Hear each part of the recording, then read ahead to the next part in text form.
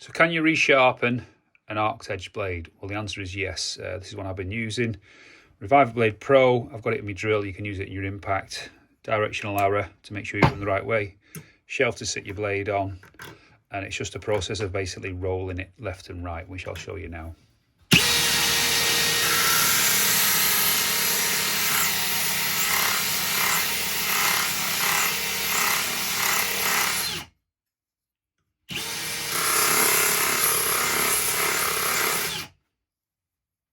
And that's it.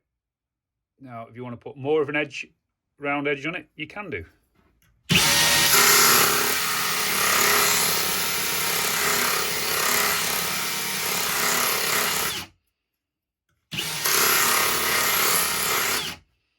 And there you go.